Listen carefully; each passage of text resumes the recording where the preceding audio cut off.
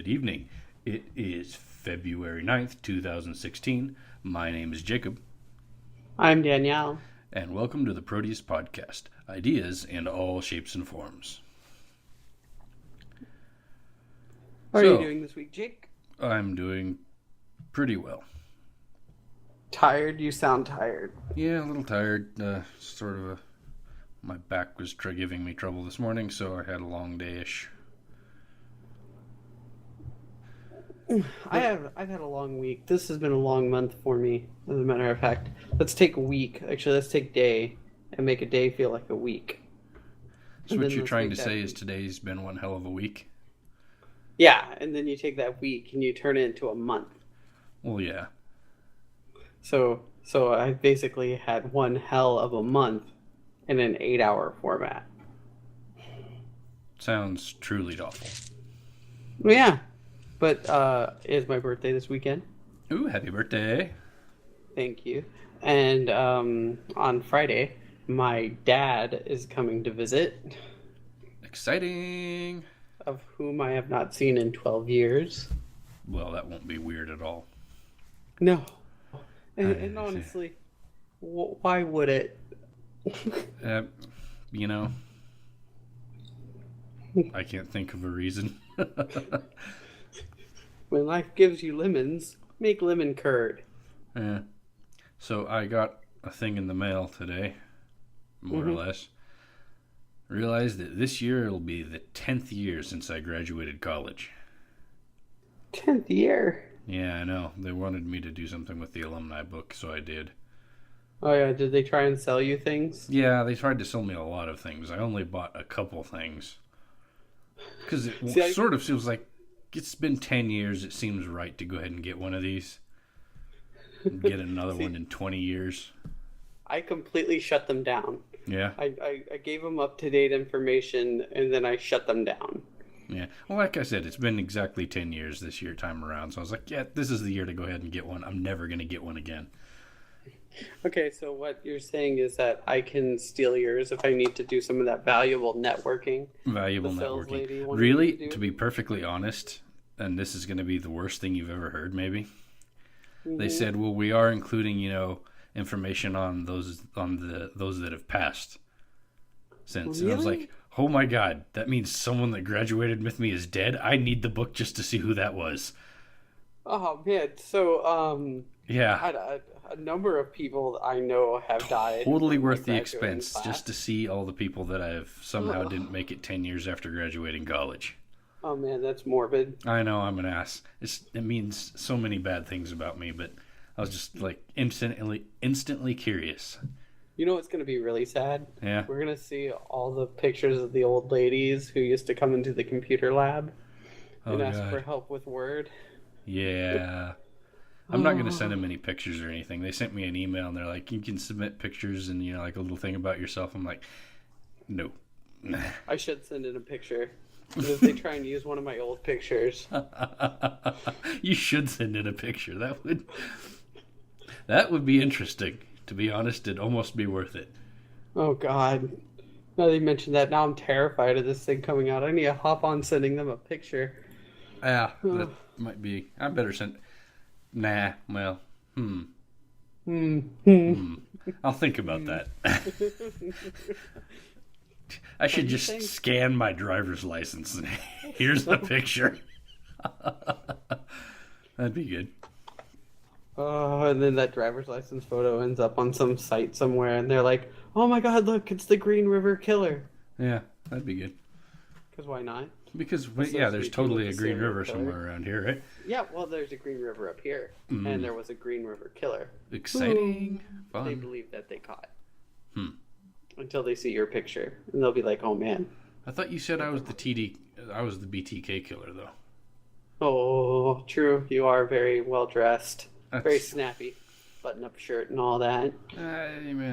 Anyways. Speaking of, misunderstood people. That's not what I'm speaking of. I have a subject that I'd been saving for this because it was interesting to me. Well, is this the subject you wanted to talk on the day that I was like, I hate everything? Yeah. And then And I was really rage sad. quit life for about 24 hours. Yeah. So, Okay. anyways, I had this weird dream that weeks ago. I forget. It doesn't matter. But the point is in my dream, I accidentally kind of started like a cult or something. Well, but Okay. anyways, there's the misunderstood people part. But the more I thought about the whole idea behind it, I kind of got to like it. And the gist of what I had in the going on in this was something kind of like a cross between a TED Talk, a cult, and the Amish.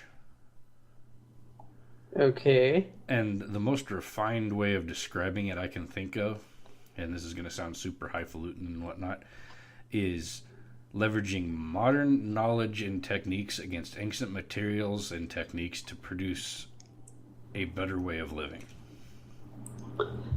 So are you telling me that you're starting a cult? Yeah, basically. That's the point. Oh. But the gist of it being like, you know how the Amish can still build a barn with nothing but people and wooden mallets. Yeah. Basically. But we've got all these advanced ways of doing things with 3D printing and, CAD modeling and high-end engineering.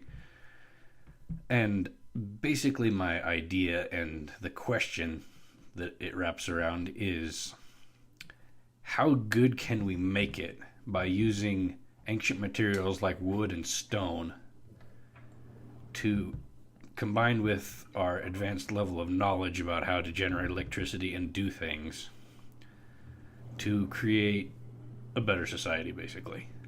Can we use, old school techniques of woodworking like the Amish use to build functional, durable, long-lasting machines that can generate power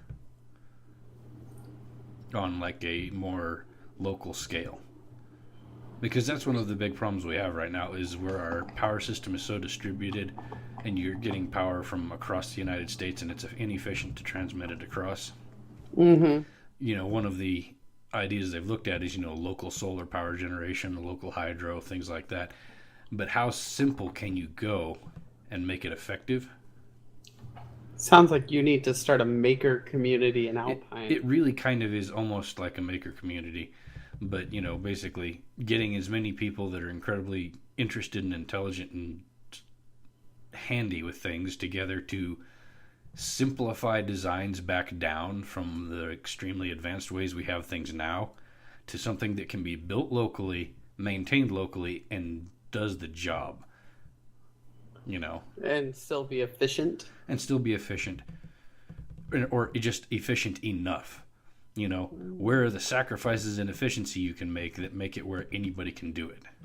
See, I like this, but I feel like efficiency still has to be a strong contributing factor. Well, exactly. That's what I'm saying, though, is leveraging the modern knowledge of how to do things efficiently against ancient materials and finding better ways to use ancient materials like stone and wood and, less refined material.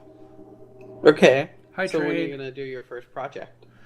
I'm not. I mean, I don't even know how to begin this, but that's just this idea at this point. But at the same time, it neatly wraps into what we're doing here, just discussing interesting ideas and how to do things differently and what interests us.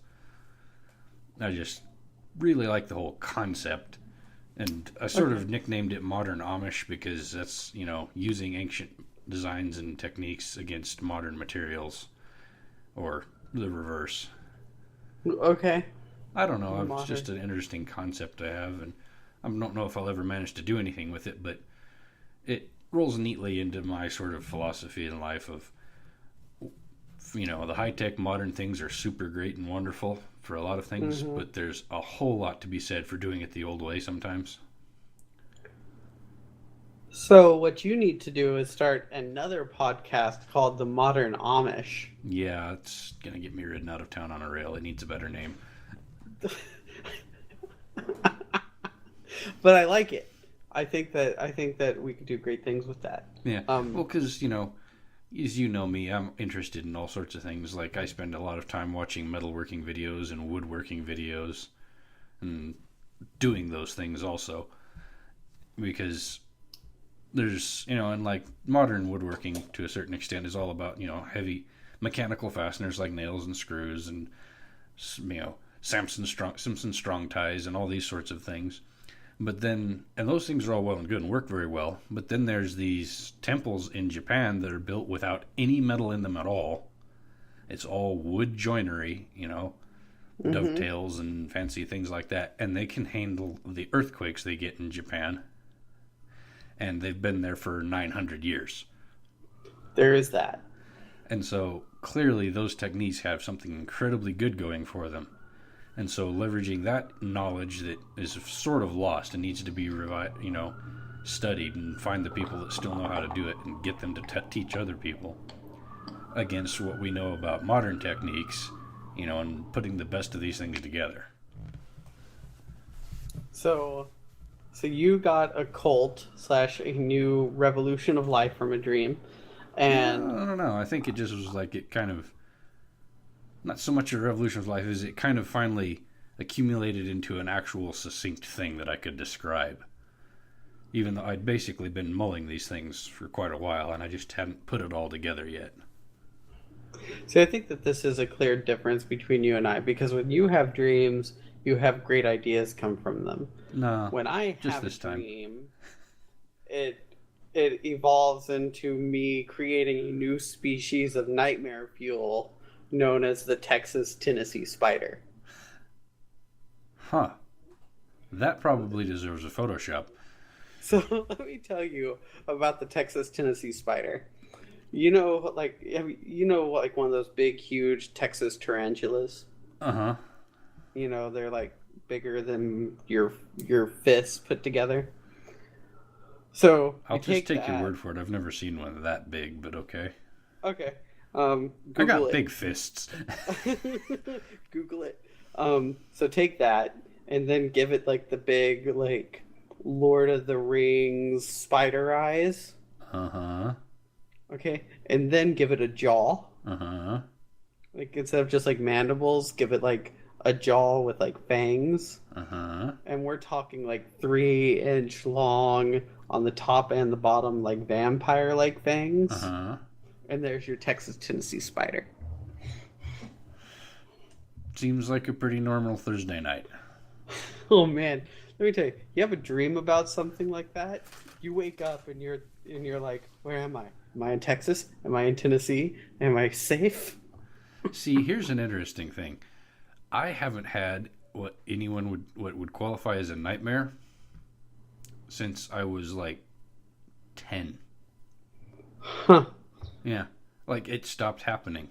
Like, I have dreams about some wild and crazy shit, but I never wake up with that unsettled feeling that you come out of a nightmare with. Yeah. Like, I mean, and some of it's just outrageous and violent, and then, it would get an NC-17 rating if it was a movie for the violence. And it doesn't faze me to wake up from that. It's just, oh, that was wild and interesting, or, just some sheerly wild and exotic things that are starting to incorporate the weirdest parts of video games. And I come out of them nonplussed at best. I know what you mean. Like, I rarely have nightmares. The Texas Tennessee spider is actually a reoccurring nightmare of mine I've been having for years that I'm finally getting a hold on.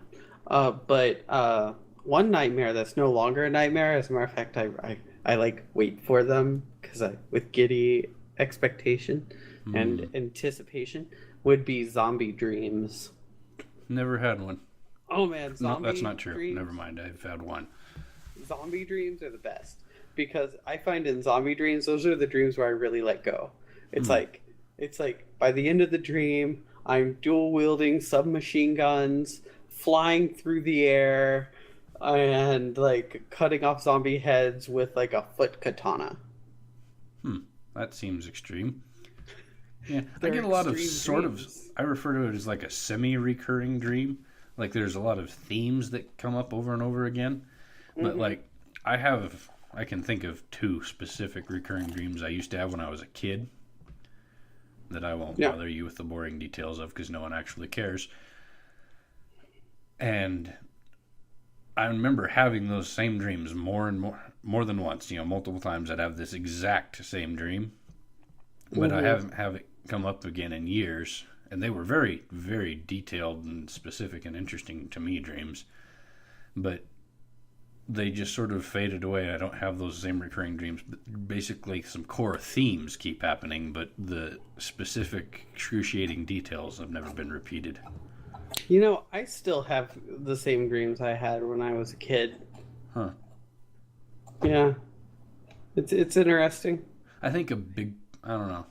I would say a big part of why I don't is because I don't live anywhere near where I was when I was a kid. And I'm sort of very sensitive to my environment in my dreams somehow. Yeah. Like where I am has a great bearing on what kind of dream I'm going to have.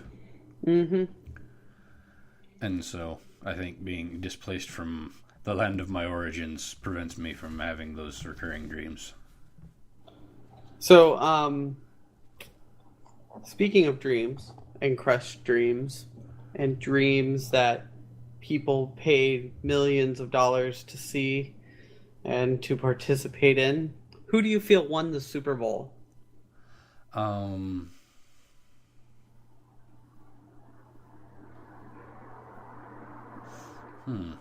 do do do do do do. I'd say it's going to have to be a toss-up between avocados from Mexico. Mexico's from avocado. Avocados from Mexico and Mountain Dew Kickstart. Huh. Because avocados from Mexico has been stuck in my head since the Super Bowl. But on the other hand, Puppy Monkey Baby is pretty freaking catchy and weird. God, Puppy Monkey Baby is the worst. It's the worst, but it's really funny. Actually, no, the Doritos commercial was pretty bad. There was a couple Doritos commercials. Which was the bad one? The one with the baby or the other one? Because the other one was funny. The one with the baby. Yeah, that one was weird. Yeah. But I'm trying to remember what the other Doritos commercial was, because I laughed at that one, but I have any memory of what it was. I'd have to go back and watch them again. So for me, the winner... Okay, so I have two winners of the Super Bowl. And one of them was unfortunately not aired during my Super Bowl because it was a local Super Bowl commercial to Minneapolis. Huh. Okay, but the first one on the national level would be the Snickers one. That was good. Willem Dafoe was great. With Willem Dafoe. I mean, it's like they took that normal... They took their normal shtick and then they elevated it. To Willem Dafoe. Yeah. And then, added Eugene Levy to it. Yeah. It was levels of good. It was good. Now, the other one, which you're going to have to look up, you're going to have to watch, is the Fabulous Ray Record Shop and Taco Bell commercial. I did like the...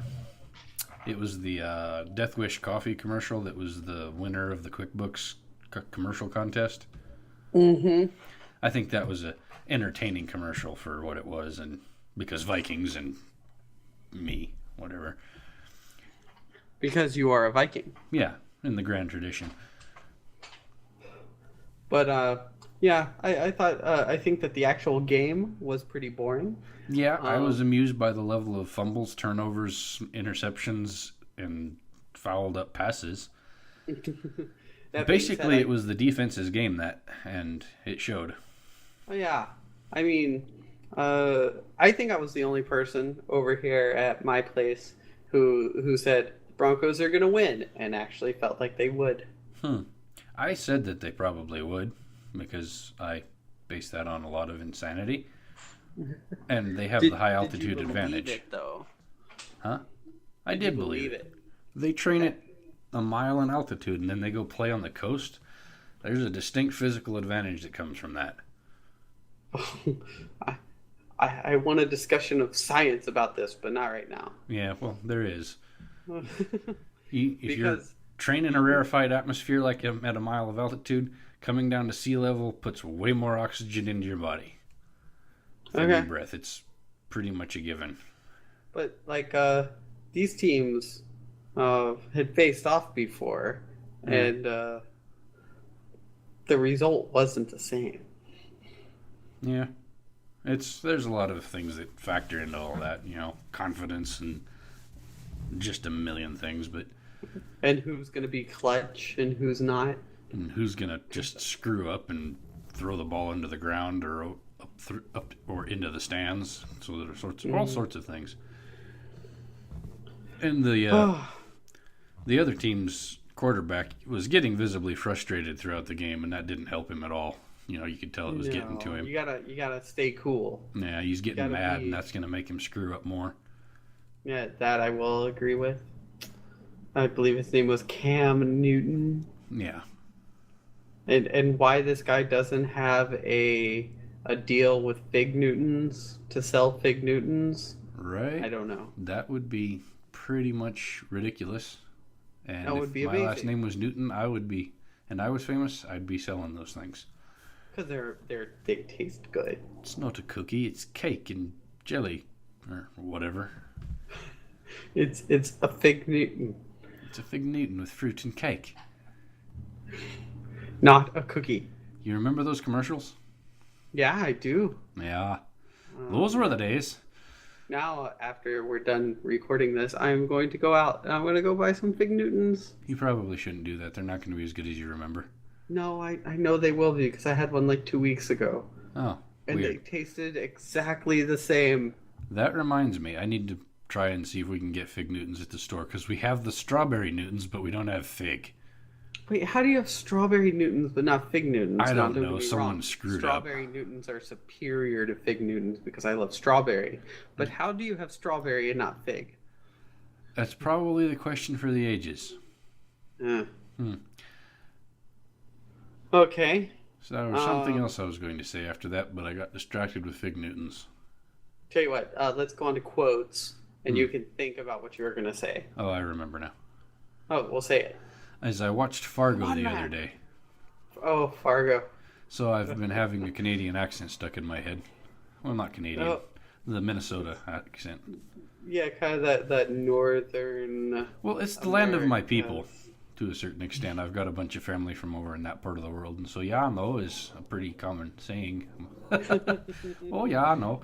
So what did you think of Fargo? I was pleasantly surprised with how much I enjoyed that movie, considering how old it is and how often older movies don't hold up when you view them in modern times. Yeah, it's good. It's really, really good. I mean, it holds up. I just rewatched it a couple months ago. I did not see any of the TV show. Yeah, I haven't either.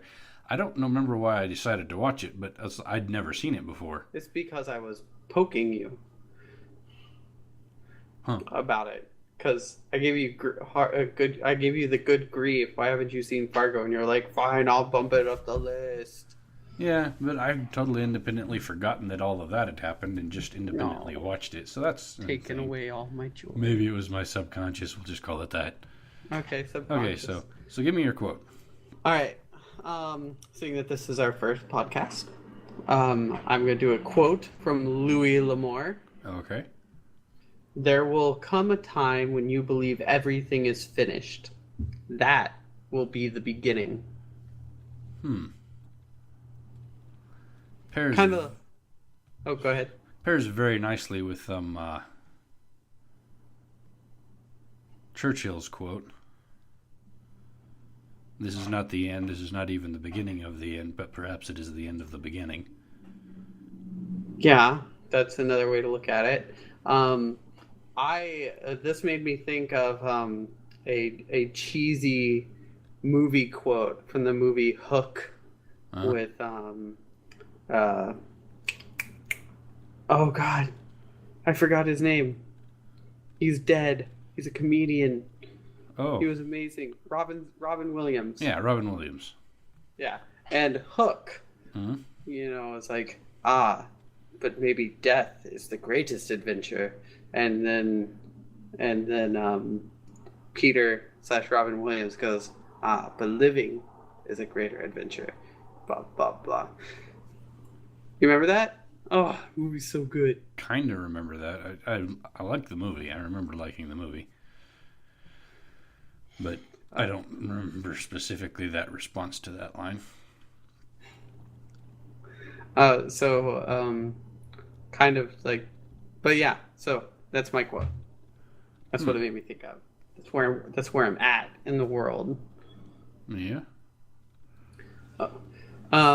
So yeah, I said and that's a bad thing to do, but I don't care.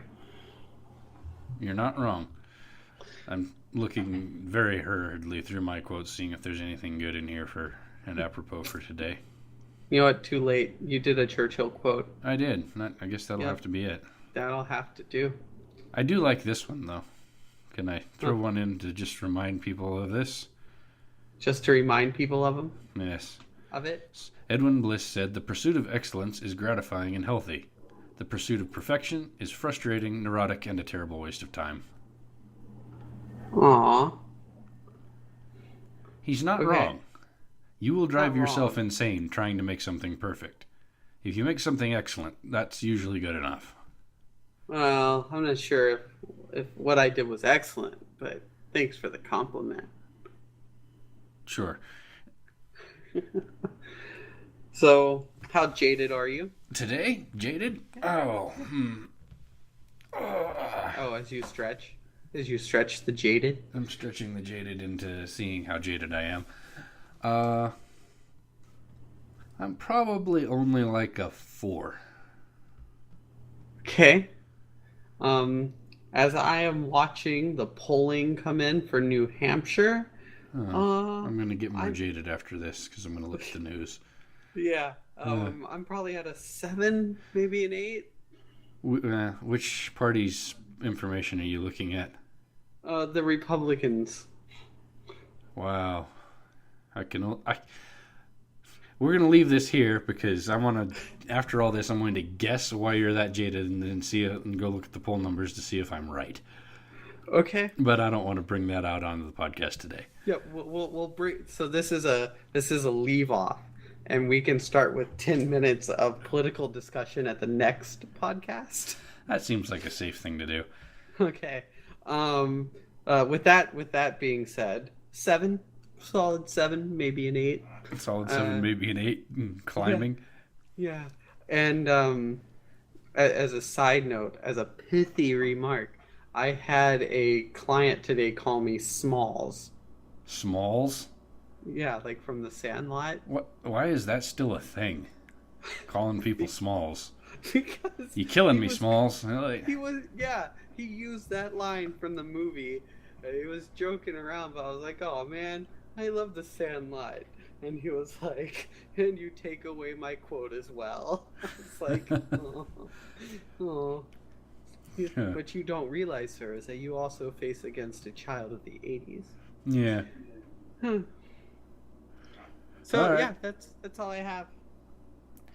All right, ladies and gentlemen, my name is Jacob. I'm still Danielle. And we've been the Proteus Podcast. Join us next week. Good night. Good night.